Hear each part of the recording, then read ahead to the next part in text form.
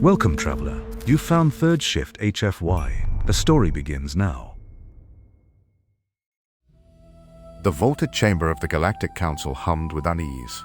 1,000 eyes, lenses, and luminous organs fixed on the central circle, where a single figure stood beneath the pale starlight of the dome.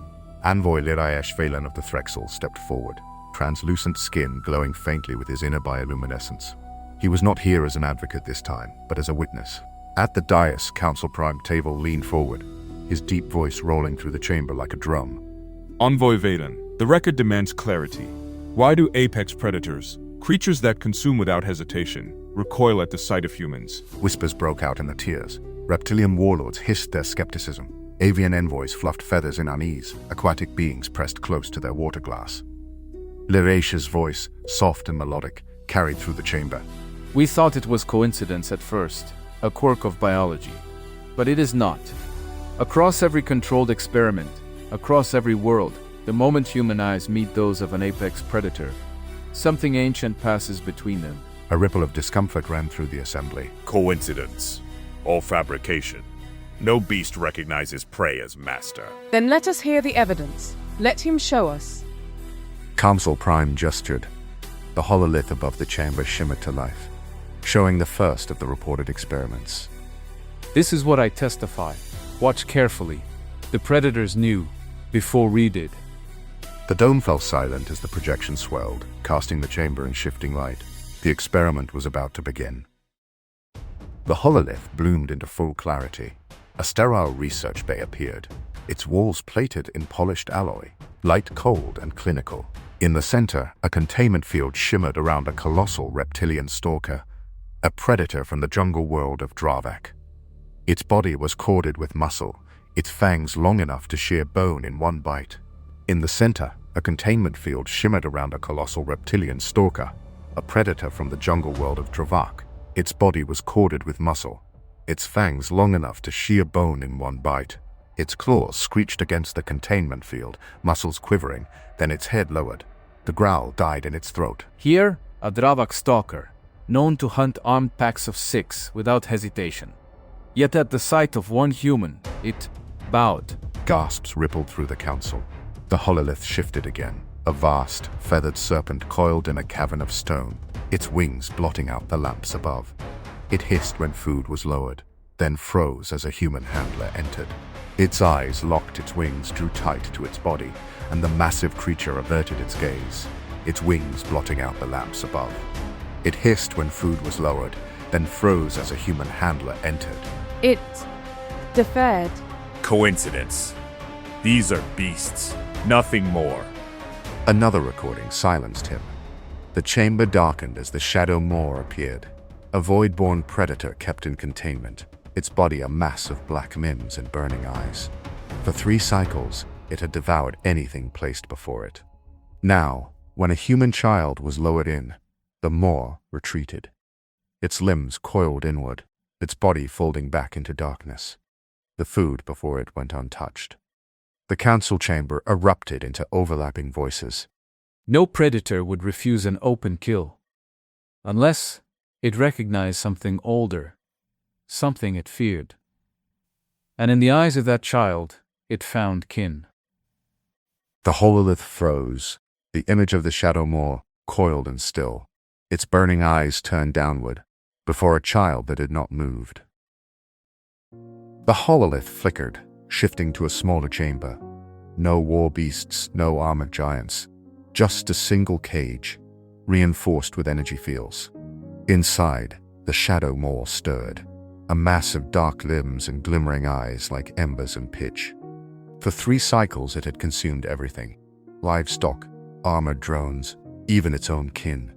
Now, a new figure entered, not a soldier, not a handler, a child. A human girl, no more than 6 years of age, stood in the center of the chamber. Her hair fell loosely over her shoulders, her clothing plain. She did not speak, she only looked. The Shadow Maw surged forward, limbs spreading wide, then froze. Its dozens of glowing eyes locked on hers. The air thickened. A growl reverberated deep, then faltered into silence. Slowly, impossibly, The Moor's limbs curled inward. Its body shrank back, retreating to the darkest corner of its cell. The girl tilted her head slightly, as if in curiosity, then sat cross-legged on the floor, utterly calm. In the council chamber, whispers turned to a shocked murmur. It refuses. It starves itself, rather than meet her gaze. Impossible. It has never yielded. Never. This is no accident. Even in innocence, the predator in her eyes is older than the maw itself. It recognizes her, not as prey, not as rival, but as kindred and greater. The hololith froze on the child, sitting calmly, while the Moor cowered in its cage. A titan undone by a gaze that should have been harmless. The chamber fell into silence heavy enough to smother words. The hololith dimmed, but the silence that followed was more volatile than thunder. Delegates shifted uneasily, their voices breaking the stillness in fragments that soon became a storm. Order! The chamber will have order. But order was gone. Tricks! Sleight of hand! No beast bows to prey. You show us fabrications, staged illusions. Would you call your own eyes liars, Doctrax? We all saw it. The Moor retreated. The serpent deferred. The stalker bowed. What else must be shown before truth is allowed to breed? Murmurs turned to shouting across the tiers. Some delegates pressed forward, demanding more evidence. Others recoiled into their seats, unwilling to admit what their instincts already whispered. A security officer rose from the lower tiers, his scaled armor dented from a recent clash with predators. His voice carried a soldier's bluntness. I was there. I saw the stalker. It didn't just stop. It looked at him, the human, like a rival. And then it lowered its head. The chamber buzzed louder. Council scribes scratched feverishly at their records, their pens shaking. Coincidence. Beasts sense weakness and hesitate. No, Warlord. That wasn't hesitation. It was submission. The words landed like a blade, drawn across the chamber. Even those who mocked fell silent for a moment, unease creeping into their postures. And if predators across worlds submit to a species still young among the stars, what does that make us, compared to them? The dome swelled with silence again, not peaceful, but suffocating, as if the air itself waited for an answer none wished to give. The chamber lights dimmed again, forcing the storm of voices to hush.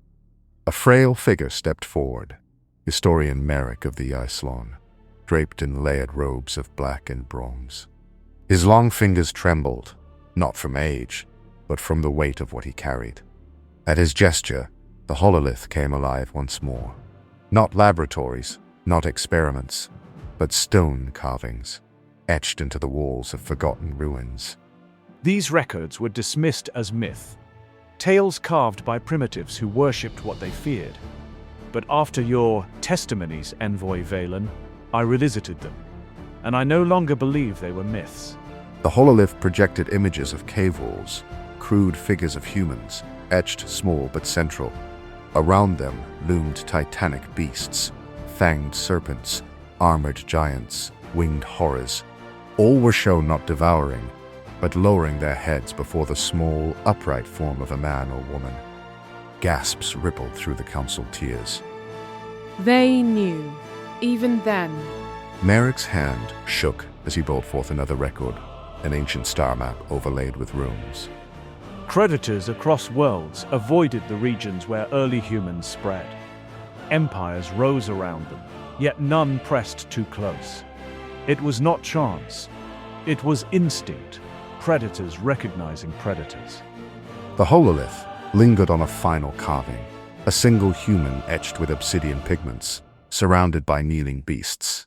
Its eyes were scratched with lines of fire, as if the ancients themselves had tried to capture the terror of that gaze.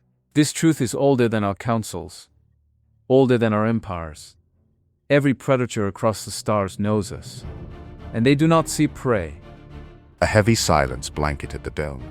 Delegates shifted uneasily in their seats, feathers ruffled, scales drawn tight. Even Krovan Drax sat motionless, his jaw clenched, unable to summon denial.